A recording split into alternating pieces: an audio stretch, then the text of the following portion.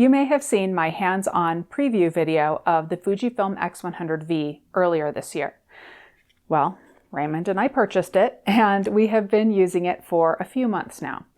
We've taken a lot of photos, so let's go in depth in this full review. The Fujifilm X100V is the latest in a line of cameras that is quite different from the flock of interchangeable lens wonder cameras on the market today, in a lot of ways. Let's talk about those differences today, what different means, when different means better, and when other cameras might be a little more flexible for your needs. In fact, let's use this Sony α7R4 as the stand-in representing those interchangeable lens modern marvels that I mentioned. Like the X100V, it's mirrorless. Unlike the X100V, you can put dozens of different lenses on it and set the menus up to use the camera in hundreds or perhaps even thousands of configurations by customizing how all of these buttons and dials work together. And I love that. I own the α7R4 and I use it quite often. Before we go any further with the X100V review, I want to remind members to check out the member exclusive video this week. I am talking about some gear that I have in my studio, some trips that I'm about to take, and a little bit of an update on my next photo tour.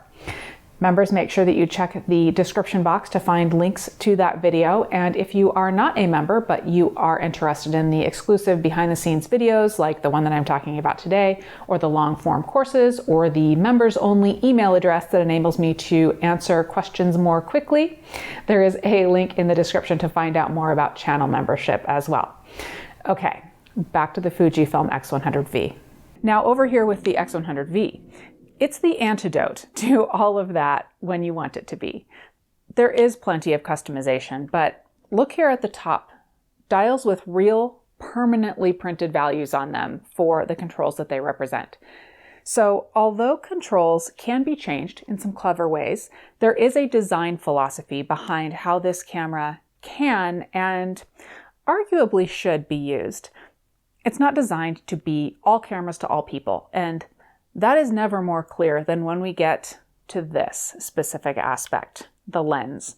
It's a 35mm f2 lens. It doesn't come off.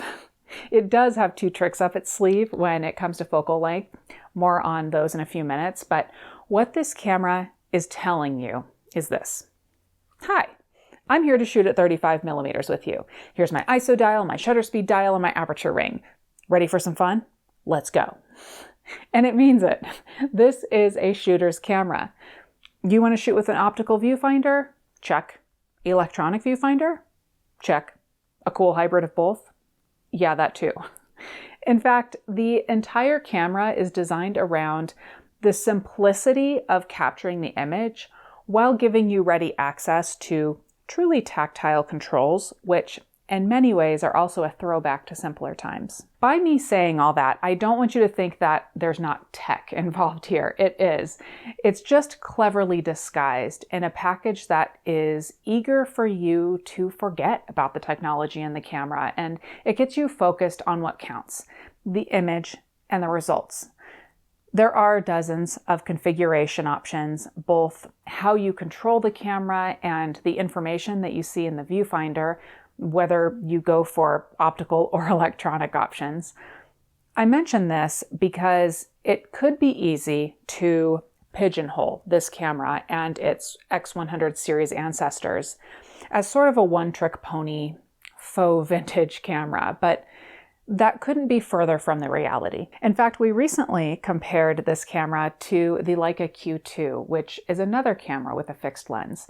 The Q2 is 3 times the price of the X100V. And this Fuji came in a close second, and it was really very close despite differences in sensor size, different focal lengths in these fixed lenses, and a fairly significant resolution difference. The bottom line was, Raymond and I both expressed that we are very happy with the X100V, and it's just a few subtleties of the Leica that gave it the edge for us and our preferences. Very few subtleties though. What that means for the Fuji is that it gave us nearly identical tingles and feelings compared to a camera several times its price. And let's talk about those tingles and feelings because they're not simply relevant here. They are one primary purpose of this camera.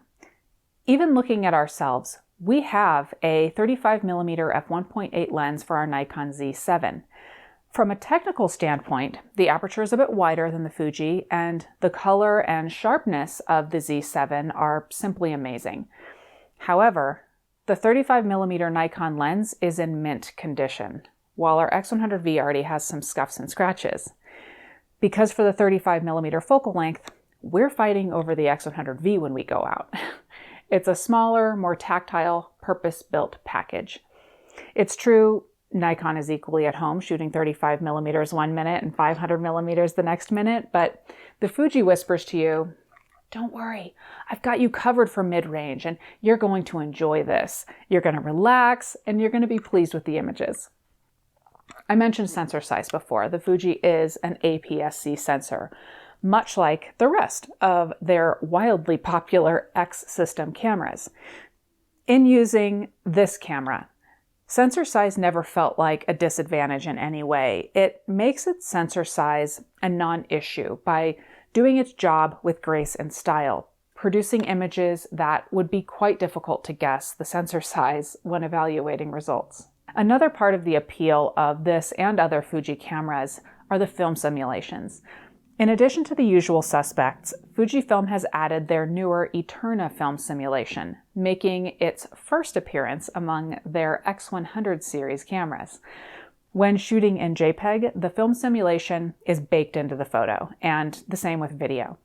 With RAW and Fujifilm's X-RAW Studio or other editing software, you can make decisions about film simulations after the fact. Now, you could look at this as a gimmick, the idea of film simulations. We don't. For us, part of the spirit of the camera is the film mindset, where you capture the image and that's that. You selected a film, albeit a virtual one, and you made your artwork right out there in the field. We'll shoot this JPEG without a second thought, even with one of the black and white film simulations, permanently preventing color information from ever being preserved with the image. And for those occasions demanding RAW, the X100V doesn't miss a step either, and you can be in Lightroom or Capture One later in the day, pushing those shadows, dropping the highlights, and whatever other sorcery that you can conjure up in your editing software. I can truly say that there have been days, despite all of the gear that we own, that I would not have taken photos if not for this little gem. It wants to go outside. It wants to go to the museum. Even if the skies aren't that great, or I've been to the museum already 3 times that week. It's, let's call it my artistic companion. It's not for professional sports. It's not for the high fashion photographer who demands nothing less than medium format. For us, it's for capturing the experiences of everyday life, pulling our creative resources from our mind and mixing in what we observe in the world, and then creating these images from that combination. It's an unpretentious camera that wants you to be yourself. It's small, certainly stylish, and there's no vertical grips or other contraptions to get in your way. There are a couple of additions, though, that you can make to this camera, and a digital way for it to resemble a camera with some interchangeability. Let's dig in. For one, we do have this add-on adapter lens that gives the X100V and other X100 series cameras a wider angle, about 28mm equivalent. In all honesty, we do use this lens quite often with our X100V because we spend so much time doing landscape photography and astrophotography. You screw this lens on, it gives you just a little wider angle of view while maintaining the f2 maximum aperture. And as long as you simply leave that lens attached during your outing, you still maintain that simplicity of a fixed lens camera. And let me restate something that I just said that is very important. Both the wide-angle adapter and the 50mm mild telephoto adapter do not cost you the wide f2 aperture of the lens. And we've seen very little, if any, reduction in image quality, even when closely scrutinizing astrophotography shots, where even slight degradation can be apparent. Electronically speaking, you do have some virtual teleconverter options when shooting JPEG. The magic of this is to help you compose in situations where your creativity does demand a bit more reach. This is a crop. You do have a reduction in resolution when using these options, and it's no different than cropping in software later on. However, like we talked about earlier, this camera encourages you to make your art right now while you're capturing it, not when you're at the computer later on.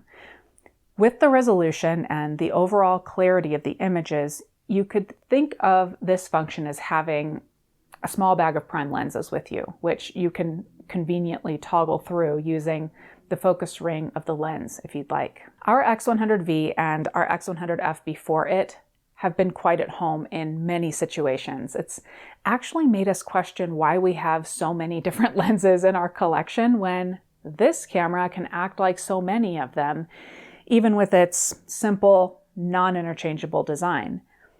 And for those wondering why we have this camera and the Leica Q2, it's kind of embarrassing. We surely don't need both, but one thing that I have learned about Raymond and I is when the mutual want is strong enough, the word need quickly replaces want in our shared vocabulary. There's things that people have passion for, sometimes expensive things. With us, that's cameras. And I'm not sorry about it. I am just fortunate enough to have built a living from that passion so that we can justify those cameras that we need. A few technical notes to round out the review. I want to emphasize again that despite the outward simplicity, this camera can be as complicated as the big boys. Face detection at the click of a button when you want it, or full-time. 4K video is new to the X100 series with this latest model, and the performance, even with the APS-C sensor, rivals any of the full-frame cameras that we have in my studio, and not too far behind the medium format Hasselblad that we recently reviewed. You will hear me refer to the X100V as a point-and-shoot camera from time to time. That's not an insult. It's a compliment. That's why we'll grab it and go. That's why it always seems to be along for the ride with us. You can shoot it fully automatic and get great results. And in the next moment, you can go for a fully manual approach. Set the aperture old school style on the lens, shutter speed and ISO sensitivity right up here at the top of the camera, and bring your own thinking and artistic touches to your images. And then it's happy and small and unobtrusive even when you need to put it away for a while. It's not a burden to have along, while being extremely useful when you need to capture dozens or even hundreds of images of something very special and important to you. Simplicity, passion, and capability. That's how I would describe the Fuji X100V. In my initial hands-on video, I discussed some of the improvements Fujifilm made when going from the X100F to the X100V. I discussed some more technical specifications. I will link to that video in the description rather than rehashing those here. And I will also link to my gear reviews playlist if you want to see more of my reviews of Fuji cameras and other brands as well. And of course, I will link to the camera itself and the add-on lenses. Now, like we always do, it's time for me to ask for your opinions down in those comments. Do you have experience with Fujifilm cameras, either the X100 series or their interchangeable lens cameras, or even their medium format GFX cameras? Do you love them? Or do you see this as a camera with limited flexibility and a sensor that's just a little bit too small? We don't, but that doesn't mean that you don't. There's certainly no wrong opinions down in those comments, so don't be shy about speaking up and let us all know what you think. As you are headed down to comment, please do give this video a like and subscribe to the channel if you haven't already. It is a big help for the channel. And thank you for watching.